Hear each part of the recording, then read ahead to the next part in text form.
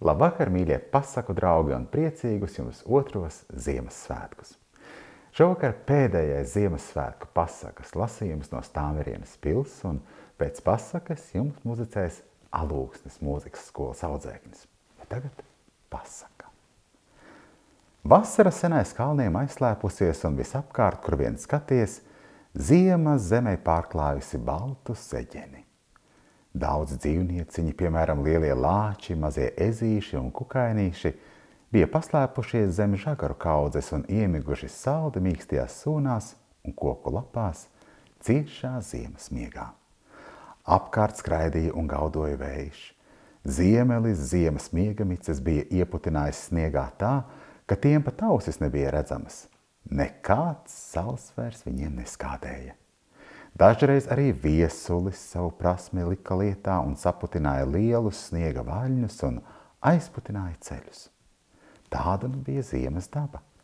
Dabas māte par visiem saviem bērniem bija parūpējusies, un, lai augu un dzīvnieku valsts neizsaltu, zemi pārklāja ar siltu segu. Arī Jāņtārpiņš un Sienāzītis līdz ar pirmo lapkriti sāka meklēt savu mājas, kur pārzīmot. Jāatpūšas jau bija, gana daudz strādāts un arī jāuzkrājas spēki nākamajam gadam. Sienāzītis cauru vasaru gan dienu, gan nakti spēlēja savu vijolu un visus iepriecināja. Vakaros, kad citi devās pie miera, viņš joprojām turpināja spēlēt. Kad saule nomainīja mēnesi, tad Jāņtārpiņš piebiedrojās draugam un ieteica savu lukturīti. Nolika to Sienāzītim blakus, lai draugam līganāka spēlēšana. Bet visam savs laiks. Rudens vēsumā Sienāzītim vijola vairs neskanēja tik skaisti kā vasaras plaukumā. Arī pirkstiņi sala un vijole nevarēja nevienu skaņu noturēt pareizajā toņkārtā. Viss, Jāņtārpiņ, man pietiek. Laikā mums jābeidz priecēt ļaudis. Nevaru vairs paspēlēt, un ciltas drēbītes arī nav pašūtas. Nepietika tam laika. Tas tiesa, draudziņ, Jāņtārpiņš piekrita. Augstajā laikā arī neviens nenāks klausīties tavu vijoļu spēli. Kam tad, lai mēs spēlējam, ja ne citiem? Zini, es jau arī esmu nogurs no tās spēlēšanas. Brīžiem tā nāk miegs, ka acis krīt ciet. Iesim, draugs, sameklēsim sev pieklājīgu mājvietu, kur pārlaist ziemu. Abi draugi bija vienas prātes un aizsteidzās, kamēr augstums vēl nebija paspējis viņus pārsteigt. Bija pagājuši 2 mēneši, un 3. jau pusē, kopš draugi bija aizmiguši savās ziemas mājās. Lielās zvaigznes apspīdēja debesis, bet mēnesis, kaut viņam šajā laikā bija daudz darba, tik smaidīja un smaidīja. Visu laiku tas spīdēja pie debesīm, ja nu vienīgi mākoņa aizsedza viņa seju vai lielas sniega pārslas bira kā no atvērta maisa. Bet šajā vakarā debesis apspīdēja kāda īpaši spilta gaisma. Bija gaišs kā dienā. Lielas zvaigznes mirdzēja pie debesīm un visās malās skanēja baznīcu zvani. Bija dzirdama zirgu soļu dipoņa un ratu riteņu švīkstoņa. Skanēja Ziemassvētku dziesmas. Ar tādu jautrību pat lāci var pamodināt no ziemas miega. Lācis gan nepamodās, bet Jāņtārpiņš gan. Sākumā viņš nevarēja saprast, kas tas par jampatraci. Izberzējis acis no miega, viņš ievēroja, ka zaķēni līksmi dziedādami dejo pie izrotātas eglītes, un viņš saprata, ka ziemas saulgrieži ir ielīgsmojuši visu sirdis. Ziemassvētki atbraukuši, un visās mājās valda mīlestība, prieks un jautrība. Ļoti interesanti, nodomāja Jāņtārpiņš.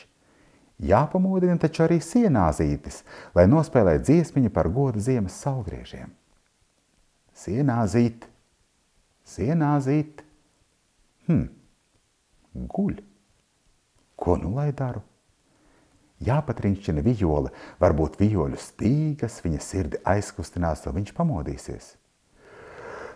Dzirdu, Jāņtārpiņa. Esmu pamodies jau sen. Es tikai klausījos skaistās dziesmās. Man ļoti patika. Tūlīt piebiedrošos ar savu vijoli spēli. Iedēs lūdzu egles zariņā savu lukturīti, lai gaismiņas nepietrūktu mums un pārējiem visu nakti spēlējot un dancojot. Jādanco arī Jāņtārpiņ, jādanco, lai silti kļūst, tad mums un citiem būs jautrāk. Nu tad aiziet. Mums vēl līdz vasaras saulgriežiem tālu. Paspēsim izgulēties, bet šajā naktī ir jālīgsmo un jāsvin svētki. Pēc tam Sienāzītes ar Jāņtārpiņu piebiedrojās kuplajam svinētāju pulkam un visi priecīgi gavilēja līdz saules lēktam.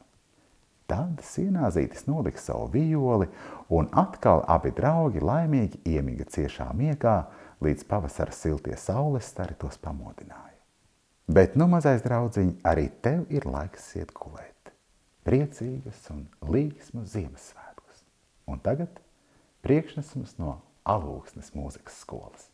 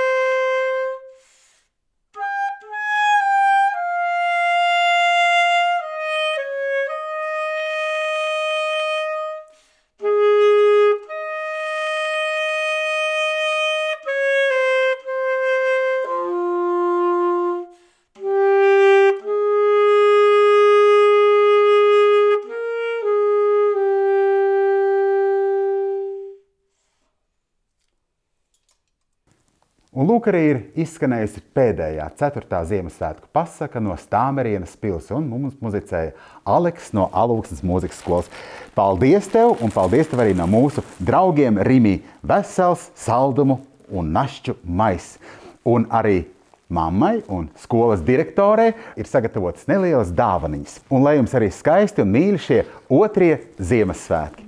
Paldies! Paldies, un mēs tiekamies jau nākamajā otrdienā, kārtējo reizi pasaku lapā 7. vakarā. Atā!